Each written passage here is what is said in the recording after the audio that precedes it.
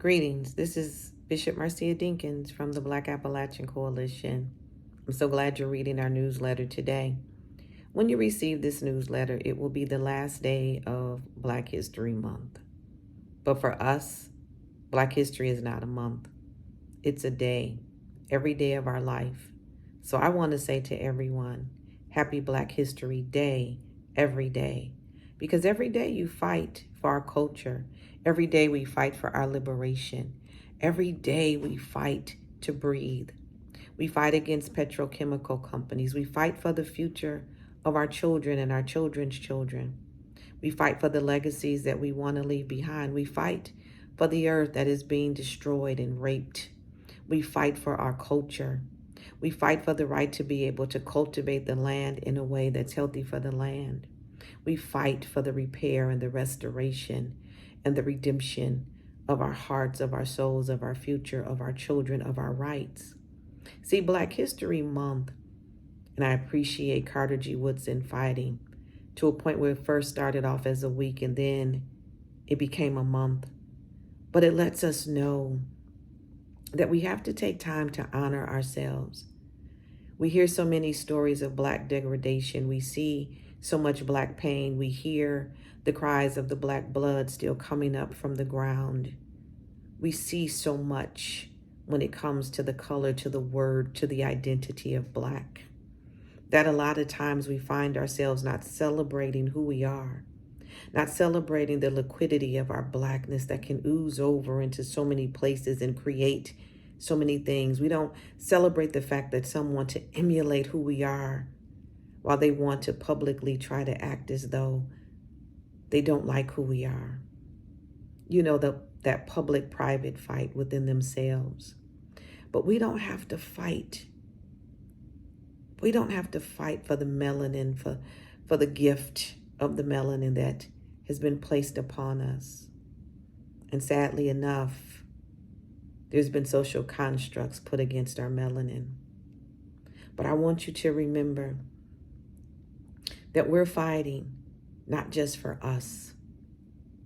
We're fighting because we know that we deserve to be humanized. We're fighting because we know that we have a right. We're fighting because we are the Black butterflies who deserve to land wherever we want to land and go wherever we want to go. We're fighting because this cocoon of life has kept us at battle, at odds.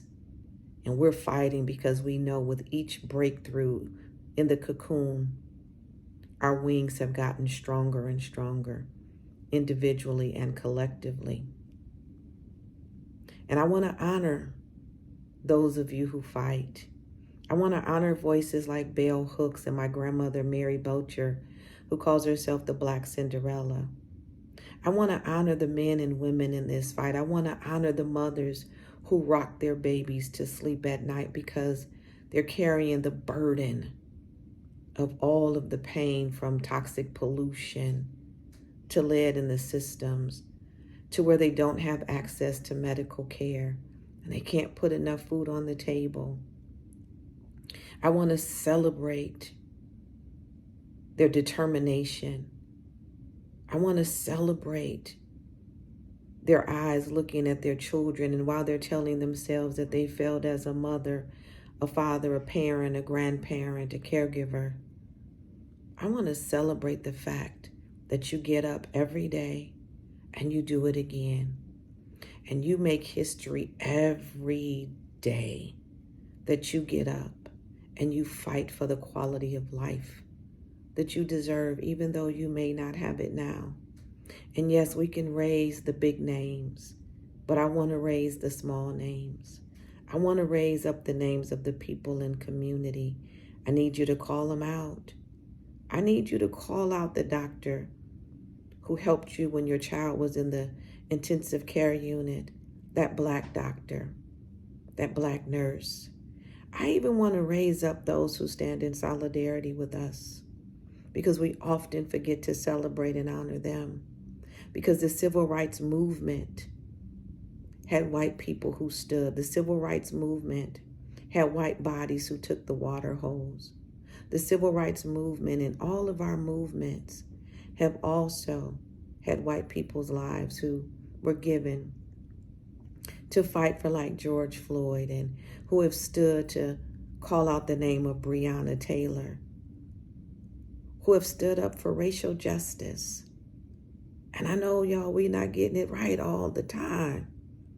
But what I do know is this, is that as long as we can stand in our blackness, in our beautiful blackness, and as long as we can build solidarity along with it, we're making history. So I want you to turn to somebody today and say to them, thank you for making history. Thank you for making your move. Thank you for being a game changer. Thank you for being all that you are, despite everything that you've had to go through. And I just want to say thank you to everyone who reads our newsletter. Thank you for each and every one of you who share your story, because without it, where would we be? I want to thank you for having the heart and the determination to stay, to stand, to source, to strengthen, but also to break and to honor every part of you. I want to say again, happy Black History Day every day.